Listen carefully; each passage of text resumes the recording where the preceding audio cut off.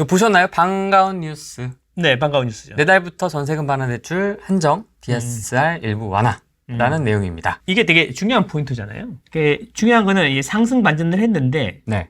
다 우리가 모두가 원하는 거는 뭐야? 이제 우리 그 적폐 1번지에서 원하는 거는 호랭이 TV에서 원하는 거는 이제 떡상 가나? 이제 이런 거잖아요. 가는 거야 이제? 가는 거야? 내 거 털 수 있어? 그러니까 이런 건데 네.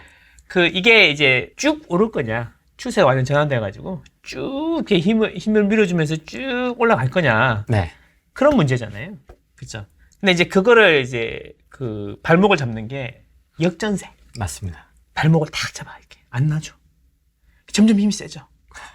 그렇지? 그래서 실거래가도 이제 보면 강남도 올랐고 송파도 올랐고 뭐 강동도 올랐고 이런 얘기 하잖아요. 네. 근데 이제 대규 대단지들 이렇게 보면은 송파는 조금 떨어졌어. 그러니까 제가 이야기하는 거는 거의 실시간으로 보면서 이제 그래프로 평균을 보는 거고. 잠실 대단지 말씀하시는 그렇죠.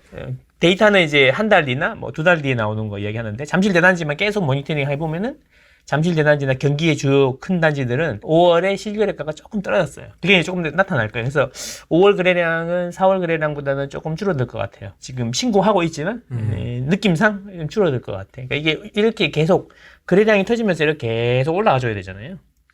그렇죠? 근데 그러면 이제 그런 거잖아. 이제 항상 가격이 오르려 그러면 파는 사람이 적어야죠. 그렇죠? 사는 사람이 많아야 되고. 네.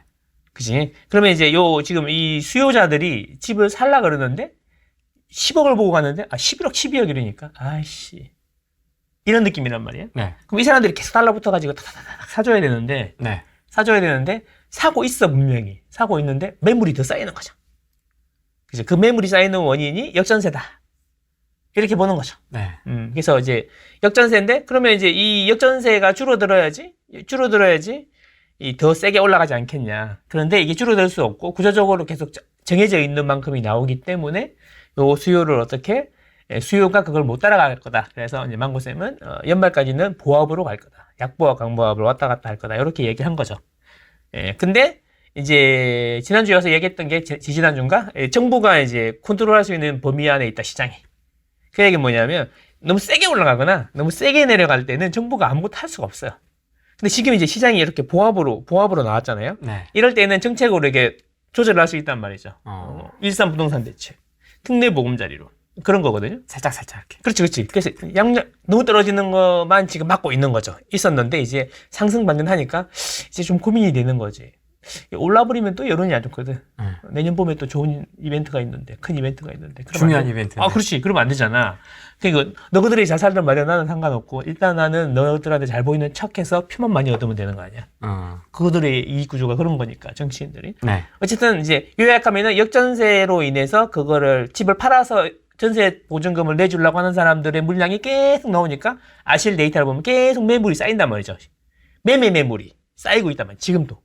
그거를 받아줄 수가 없다는 거예요. 호가는 올라갔는데. 그래서 이제 주춤 하니까 실거래 가격도 살짝 꺾이는 느낌이 있고 거래량도 살짝 꺾이는 느낌이 있다라는 거죠.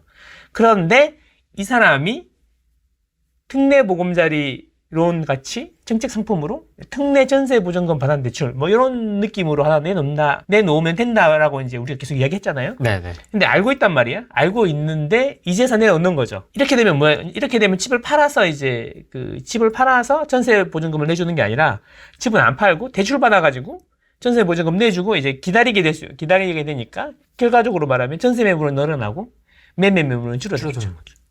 그렇죠. 긍정적인 거죠. 왜 이 타이밍에 이제 이걸 내놨을까? 이제 이런 거지. 전세 사기 때문에 힘든 사람들이 많다. 근데 사실 전세 사기랑 깡통주택이랑 역전세랑 이 세 가지를 구분할 필요는 있지. 그래서 거기에 살짝 이제 태워가지고 역전세 문제가 자꾸 생기면 피해자가 늘어나잖아요. 빌라나 이런 데서 나는 거는 이제 금액이 크진 않은데 아파트에서는 이제 단위가 크잖아. 그래서 이제 역전세 난 사람들도 이제 피해자가 생기면 정부에서 이제 전세 사기처럼 다 자기 돈으로 메꿀 수는 없는 거 아니에요. 그렇잖아요. 그러면 이제 근데 여론도 안 좋아질 거고, 그러니까 니네 이제 집주인들이, 너희들이 있는 놈들이 대출 받아서 이자로 좀 메꿔라. 이런 느낌인 거지. 뭔가 이렇게 아파트로 불이 번지기 전에. 그래, 대출 해줄 테니까 니네 이자로 네가 좀 메꿔라. 우리가 이제 더 이상 못 도와준다. 이런 거죠. LH에서 매입할 수도 없는 거고. 그런 거잖아요. 매우 긍정적이다. 뭐 이 정도. 근데 이제 중요한 건 여기 보면 나오는데 그 얘들도 구체적인 안은 없어 일단. 그 뭐 이렇게 갔는데 총론이네 지금. 그렇죠. 지금은. 뭐 이게 중요해. 한정 중요해. 한정. 한정. 내달부터 7월부터 빨리 해야 되는 거야. 이제 며칠 안 남았어. 20일 정도 남았어요. 전세금 반환 대출. 이제 20일 정도 남았는데 이거 공문 만들어서 은행 내리고 하려 그러면 이제 거의 아웃라인이 다 나와야 돼 지금쯤이면. 있을 거야. 내부적으로. 근데 이래서 오늘 이제 던지고 여론 보고 조금 바꾸고 이렇게 하겠죠. 그래서 전세금 반환 대출에 한정해서 DSR 일부를 완화하겠다 이런 이야기죠. 한정과 일부네요. 그렇지. 전부, 니네들 있잖아. 전부 다 DSR 풀어주는 거 아니고, 전세 반환하는 것만, 그 중에 몇 명만 해주겠다. 이런 이야기인 거죠. 그쵸. 예. 그래서, 이런 거잖아요. 이걸 하면, 네. 전세금 반환 목적에 한해서 DSR 규제를 조금은 밑줄 쳐져 있습니다. 빨간 줄. 한정 일부 조금 해주겠다는 거죠. 조금이 얼마야 도대체? 그러니까 이제 얘들도 지금 구체적인 게 안 나와 있다는 거지. 그래서 보면은, 늦어도 7월 중에 해야 되니까 지금 거의 다 나와 있을 겁니다. 근데 이제 여기 보면은 이제 제가 말씀드리고 싶은 이런 거죠. 7억의 전세 있었어?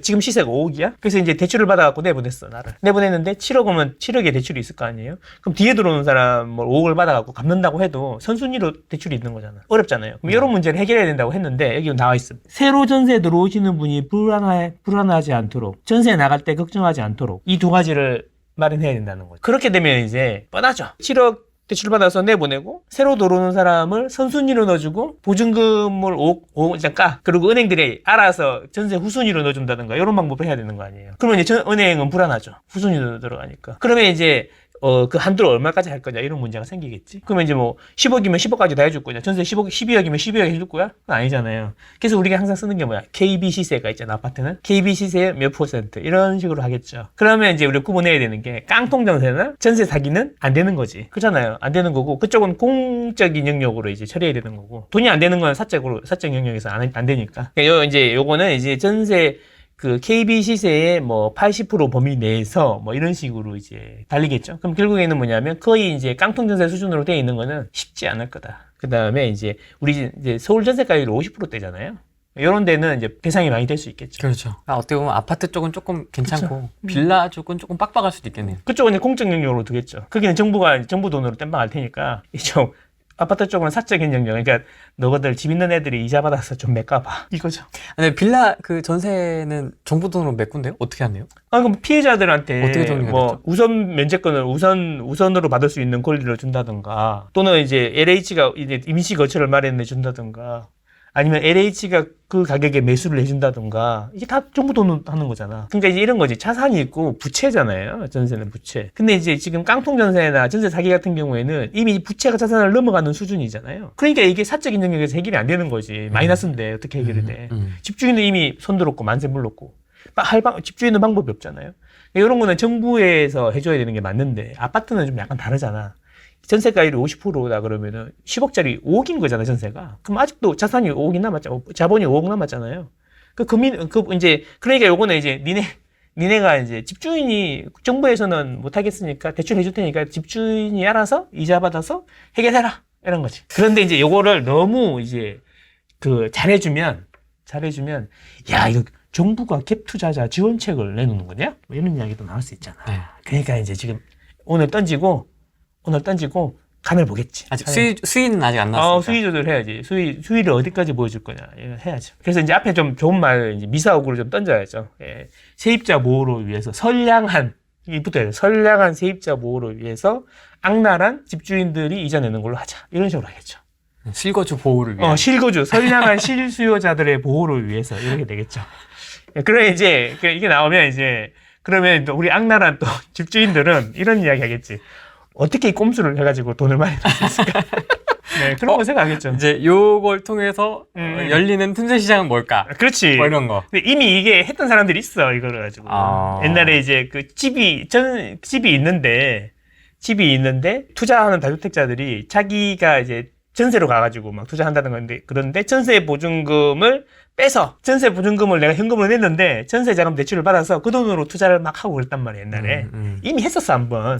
그래서 막았잖아요. 집 있는 사람은 전세 자금 대출 안 되는 걸로 막았잖아요. 네. 그런 것처럼 이제 여러 가지, 당장 생각하기에 여러 가지 꼼수가 있는 것 같은데, 뭐 그 중에 하나를 예를 들면 주인 전세라는 게 있어요. 주인 전세. 그거 이제 요걸 이해 못하면 전세 가격이 전세 가격이 비정상적으로 높았다가 지금 10억이 받았다 이런 이야기 하는 사람들이 있는데 그거 이제 주인 전세라는 걸 이해를 못해서 그런 거지.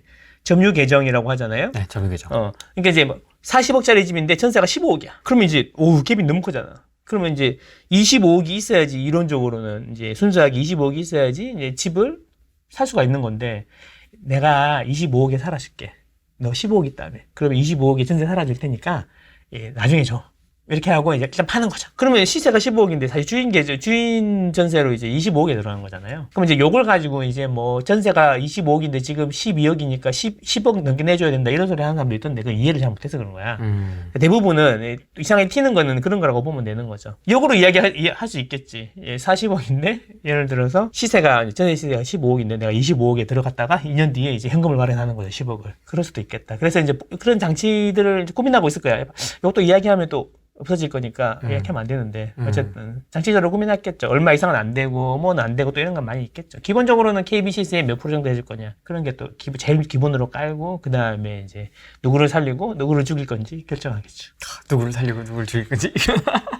지방에 이제 이제 막 텀까지 차 있는 거잖아. 네, 2억인데 네. 1억 8천 이런 거 있잖아요. 네. 그런 것들은 이제 빠져봐야 2, 3천이니까 니네 돈 알아서 해결해라 이렇게 하겠죠. 어차피 해줄 수는 없잖아요. 은행이 대출 안 해주잖아요. 부채가 더 큰데 어떻게 대출을 해줘.